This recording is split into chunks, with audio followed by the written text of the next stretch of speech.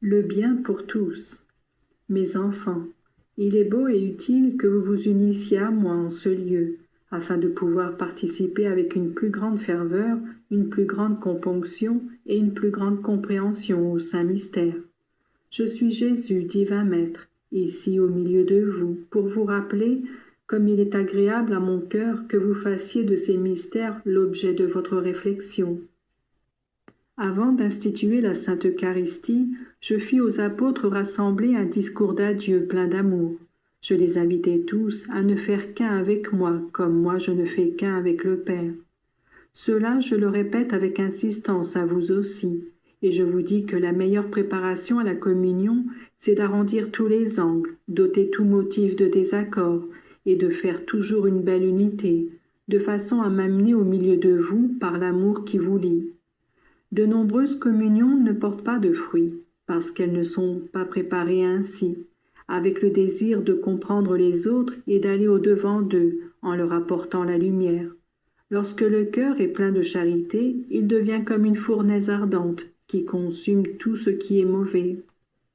Il y a des personnes qui me reçoivent même tous les jours, mais qui conservent au fond de leur cœur de vieilles rancunes. Celles-ci les empêchent de pardonner. C'est ainsi que pour des intérêts humains, on néglige ceux d'importance capitale. Il y a ceux qui distinguent et choisissent ceux qu'ils doivent aimer et à qui ils doivent pardonner, ceux qu'ils doivent haïr et même aussi persécuter. Non, mes enfants, mon amour s'étend à tout le monde et le vôtre doit embrasser tout le monde. La perfection de l'amour, c'est de donner sa vie pour ceux que l'on aime, et moi je vous en ai donné l'exemple. Votre comportement doit alors ressembler au mien. Votre disposition intérieure, qui vous fait désirer le salut de tous, doit vous donner le courage d'affronter n'importe quel sacrifice, à condition de contribuer à la conversion et à la sanctification de vos frères. Vous devez vouloir le bien de tous. C'est cela le triomphe de l'amour, et c'est dans cet esprit que vous devez vous préparer à la Sainte Communion, qui arrive ainsi à faire que vous et moi ne soyons qu'un dans le lien de la charité fraternelle. Au cours de la dernière scène, lorsque je dis « l'un de vous me trahira », plusieurs me demandèrent « Est-ce moi, Seigneur ?» Je répondis en indiquant le traître qui, ayant pris la première bouchée, s'en alla. Voici, je voudrais qu'à chaque communion, vous aussi vous me demandiez « À quel point suis-je dans ma vie spirituelle ? Ai-je une conscience erronée qui me fait prendre le mal pour le bien ? Suis-je prompt et généreux à correspondre à ma vocation, quelle qu'elle soit ? Je ne vous parle pas des véritables trahisons comme celle de Judas, mais des parjures de Pierre, si faciles de nos jours.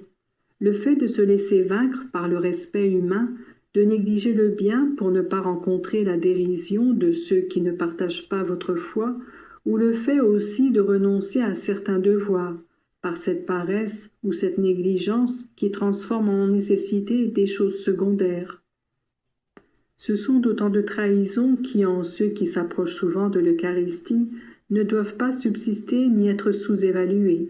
Moi, je me donne à vous avec mon corps, mon sang et ma divinité, afin que vous soyez fortifiés d'une manière extraordinaire.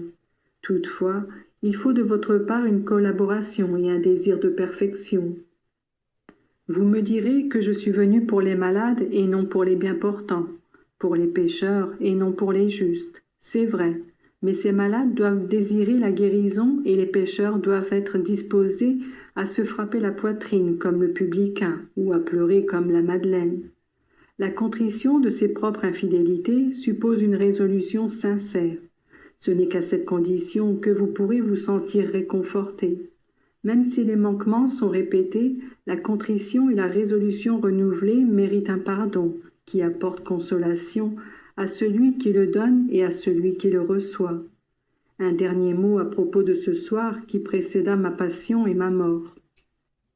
La scène terminée, nous nous levâmes et nous chantâmes ensemble le psaume d'action de grâce, après quoi nous sortîmes du cénacle.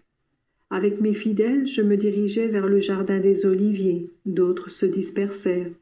Mes enfants, après avoir reçu mon corps très saint sous les saintes espèces, élevez vous aussi votre chant d'action de grâce, et qu'il soit un acte de grand amour qui jaillisse spontanément de votre cœur. Mais surtout, n'oubliez pas que votre messe doit continuer le long des chemins du monde. dans vos actions quotidiennes et dans cette prière secrète qui est union de vie avec moi en Dieu. Soyez toujours prêts, toujours sur la brèche, afin que je n'ai pas à vous dire, comme à mes apôtres, vous n'avez pas su veiller 1 heure seulement avec moi, et que l'ennemi, venu pour vous assaillir, ne vous prenne pas au dépourvu. Je vous bénis, mes enfants, celui qui m'aime me comprend.